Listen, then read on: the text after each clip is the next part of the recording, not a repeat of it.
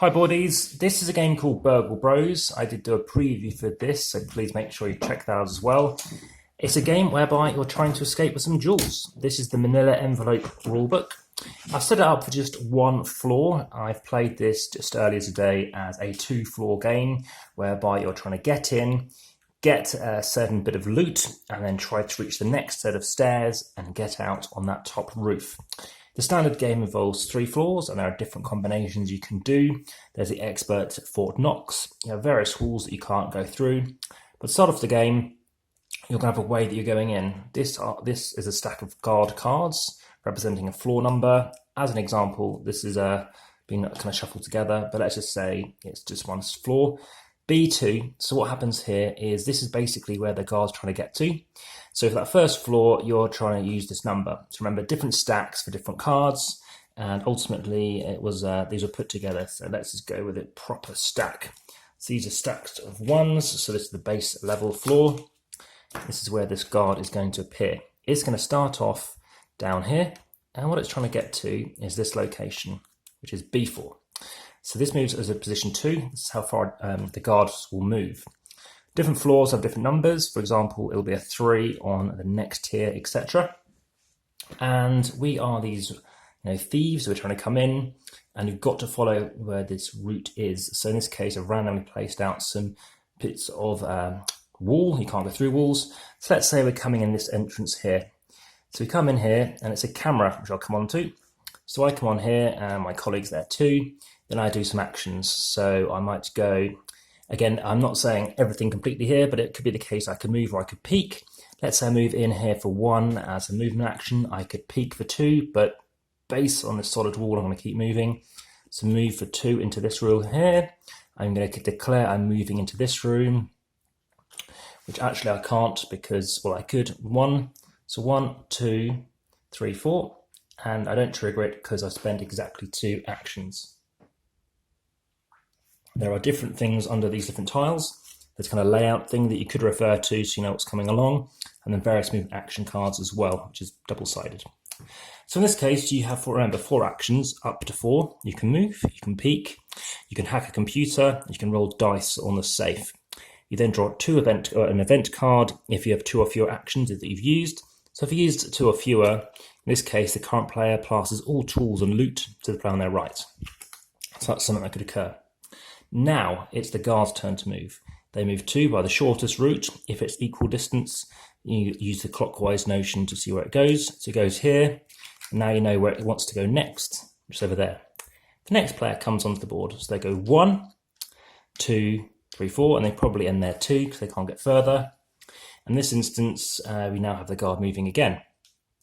Must go this way, so it's going to go 1, 2. You don't reveal and change it yet. So the game continues until, like I say, I might want to peek here first, and there's a safe actually, as it turns out, which I didn't know was going to be there. So each of you will have a different card at the beginning. It's a randomized card. So I'm the Peterman, and I'm the safe cracker. So with steady hands, I'm rolling for the safe or keypad with 1 additional die. So in this case, I'm trying to get down here. If I get down there, let's say I do that now as the blue character, I go down here for 1. I can now roll some dice to try and crack the safe. To crack the safe, you need to have uncovered all of these things to work out the combination. You don't actually have to have covered up everything in terms of, you basically, once you've got them all there, that's your combination. So imagine I've uncovered all this, and the numbers I need are, I've got a 6 and a 1 and a 2 and a 5 and a 2. Then I'm going to roll some dice. So I roll some additional ones. So imagine for my first action, that's 1 die plus an additional 1. I roll a 3 and a 3. Which wasn't useful. So I take my second action, a 4 and a 6. 6 goes there, 4's no use to me. A 1, and if there are multiple 1s, you basically put that there to show you've done it. And say I've got my third action, a 3 and a 1, so I can put that there, and no 3s were uncovered.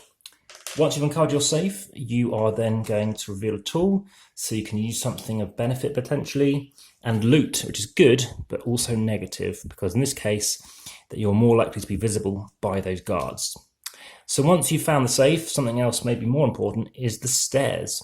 When you've uncovered stairs, what it allows you to do is move up to the next floor. Remember, there's a minimum of 2 floors. You have things like the walkway where you basically slip, and you have to watch out for these cameras, because if a guard lands there and you happen to be on a camera, then you basically, could be getting caught. At the beginning of the game, you're going to start off with 3 stealth tokens. The name of the game is to try and make sure that you have some stealth left at the end of the game, because if you lose all 3, everybody loses, because somebody's been caught and everybody has to basically get handed in, shall we say. You have certain stop cards, which requires 3 hold actions to get into, but once somebody's in there, everyone else can move through. I've talked about hacking, so you can gain special tokens here, which allows you to then stop on something like a motion thingy, which means you don't have to worry about just pausing a turn until the next round. Very interesting to watch out for guards. When you reach the stairs, you can peek and create a new layout, which is already pre-constructed. And when you're up there, at the end of your turn, you're moving a guard on that floor. Remember, the next floor up is going to be using 3 movement. So you're going to be very careful as to who wants to move when, and whether or not you want to trigger an alarm or get someone's attention to make sure they aren't moving towards you. Of course, watching out for these shortcuts. So that, in essence, is how you play Burgle Bros. Please check out the comments and descriptions for anything else.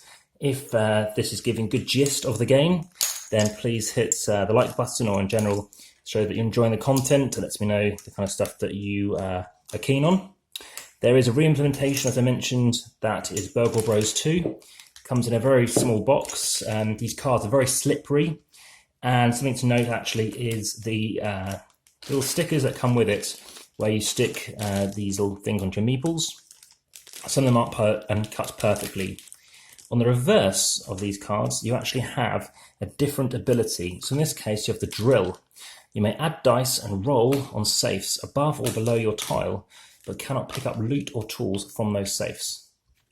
So, different abilities, what you want to do. Obviously, bear in mind you've got to keep your stair tiles and obviously stairs handy. But the idea of using that combination is very cool, very nice and innovative. Lots of different rules, lots of different setups. You can do an online generator on a website, which allows you to give you different setups. Different levels of complexity, obviously different amounts of players can play too. And the idea of cracking that safe is you're rolling a die or some keypads, very thematic, to try and roll a 6, and each time you roll, you're trying to get a higher and higher value. The idea of trying to keep rolling is very much like brute force, which I think is very effective. And it's very much, like I said, compacted into this box. At the same time, that is, you do need to keep an eye on how to play this back in, which is why I am recording the way I am, and the way I did set it up in advance. It does take a fair amount of time. You may be looking up to half an hour once it's still arranging, player numbers and maybe, which level you're doing. So a game like TI4 or something like this, which has a huge setup, it's worth maybe getting it arranged prior to setting up. You can play it solo.